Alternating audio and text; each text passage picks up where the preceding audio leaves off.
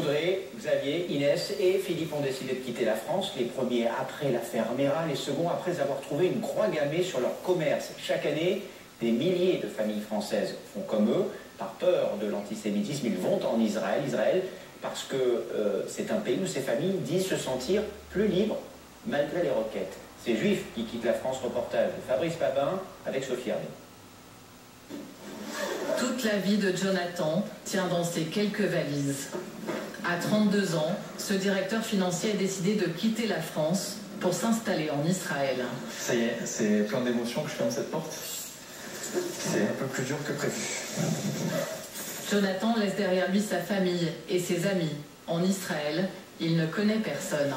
Comme je dis toujours, on sait ce qu'on quitte, on ne sait pas ce qu'on va trouver. Donc, Pour commencer sa nouvelle vie, il a démissionné d'un poste confortable. Il a mis son appartement en location. C'est pour lui un nouveau départ.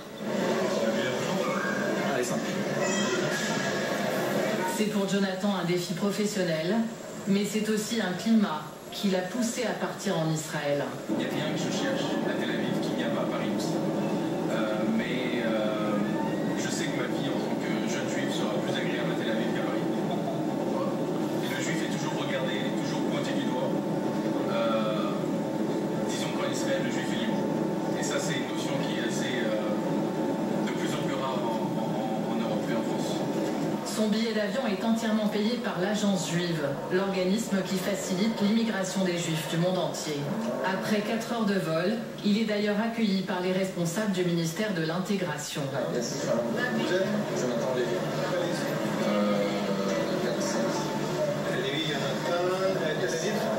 Avec lui ce jour-là, une dizaine de familles françaises. Chacun est pris en charge. Jonathan reçoit tout d'abord une aide financière, 3 000 € pour 8 mois. Il a la possibilité de prendre des cours d'hébreu et il bénéficie surtout de nouveaux papiers, une nouvelle nationalité en moins d'1 heure.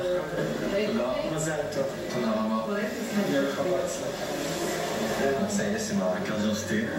J'ai la carte d'identité, tous mes papiers d'intégration. Je suis maintenant un citoyen israélien à 100%. Depuis environ 2 ans, c'est un flot ininterrompu. À Netanya, à 30 km au nord de Tel Aviv, en ce moment, tous les 2 jours, une famille arrive de France. Audrey, Xavier et leurs 4 enfants viennent d'emménager pour commencer leur nouvelle vie en Israël. Alors ça va être notre salle à manger 7 jours. Alors ça, très important, ça c'est l'abri. Un abri anti-bombardement, comme on en trouve dans toutes les constructions récentes en Israël. Donc voilà, ça va servir de chambre pour le petit dernier. On va lui mettre un lit, puis s'il y a des alertes, on viendra le rejoindre. Vous voyez, c'est pas du bois. Donc en cas d'alerte, on ferme tout et les murs ils sont très épais et résistants.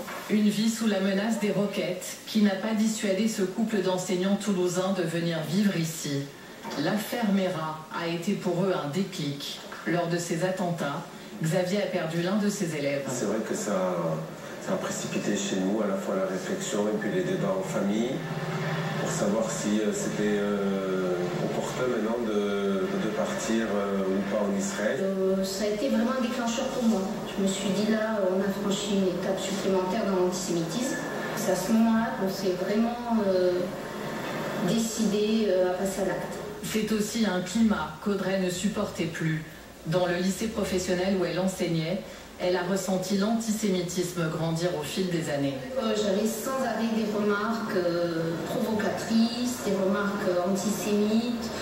Alors je ne vais pas dire que les Français sont antisémites ou que mes élèves l'étaient, mais ils jouaient là-dessus pour choquer, pour provoquer. Et c'était insupportable. Et moi, en tant que juive, je prenais ça en pleine figure et je pense que je suis arrivée à ma limite de seuil de tolérance.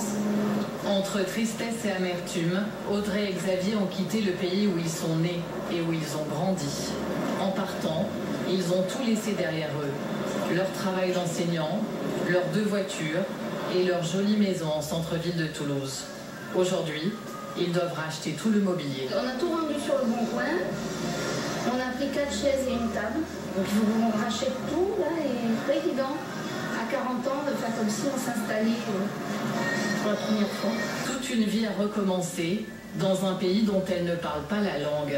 Par chance, ce jour-là, la vendeuse est francophone. Un petit peu français. Ah, un petit peu français. Bienvenue. Nous, on est au Limra d'Achim. Ah, Aux Mazal Tov. immigrants. Merci. Mazal Tov. Et vous habitez à Nathalie. Là, oui. C'est bien. On doit tout acheter. Et malgré toutes les situations, vous êtes venu vivre en Bien sûr. On est fiers. Mais vous venez vivre en Israël. Avec les bombes, sans les bombes. Les Français sont désormais les plus nombreux à immigrer en Israël, devant les Américains. À Netanya, tout est prévu pour faciliter leur installation.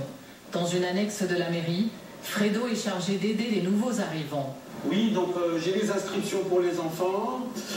Vous avez été accepté donc à l'école de Yeshurun. Vous savez combien vous avez reçu de familles là, depuis le début de l'année?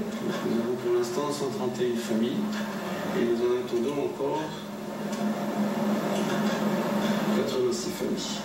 On va arriver à plus de 220 familles à peu près. Je pensais qu'il allait y avoir une vague, mais pas autant de familles.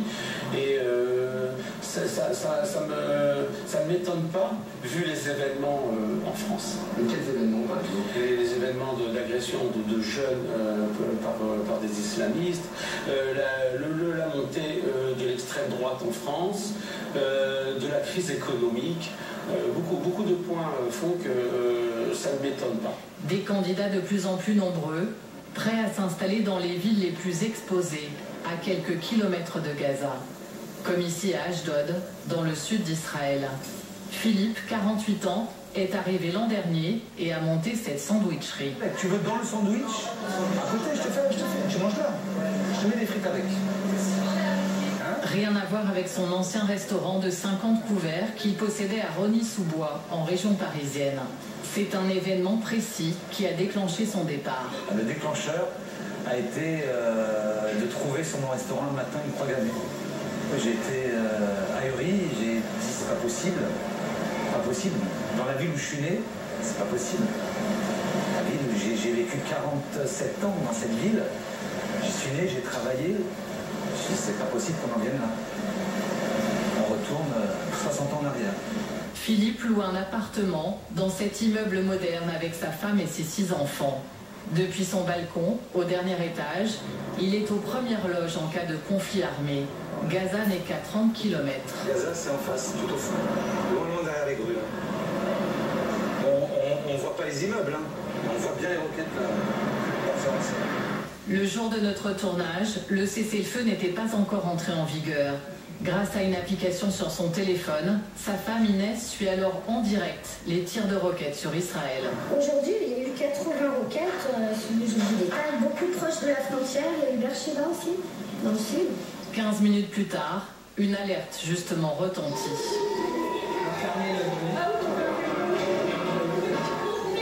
Presque la routine pour cette famille qui se dirige vers l'abri sans paniquer. Cela fait 1 mois et demi qu'ils vivent 5 alertes par jour en moyenne. En direct. Encore une nouvelle? Non.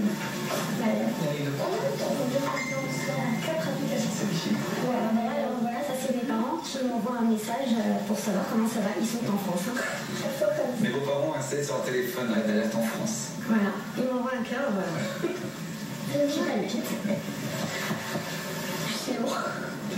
Pourquoi? Toutes les 2 minutes, on va courir dans la chambre forte. Et on peut plus sortir. Ça, c'est le pire. Et malgré ça, vous ne votez pas? Non, du tout. Non, absolument pas.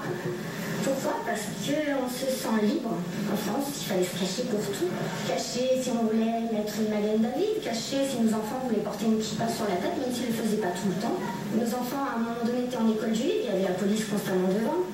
C'est pas une vie. L'alerte est terminée. En ville, les sirènes des véhicules de secours résonnent.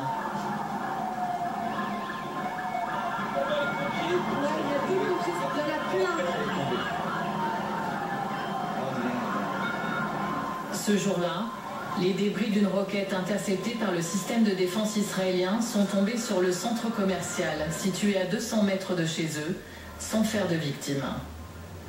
Les tirs de roquettes, et à 70 km de là, un après-midi tranquille à la plage pour Xavier, Audrey et leurs 4 enfants. On est venu pour ça aussi. Israël, c'est un beau pays, c'est le soleil, la mer. Il faut en profiter. Audrey et Xavier vont bientôt chercher du travail dans ce pays qui ne connaît que 6% de chômage. Israël est désormais leur deuxième patrie.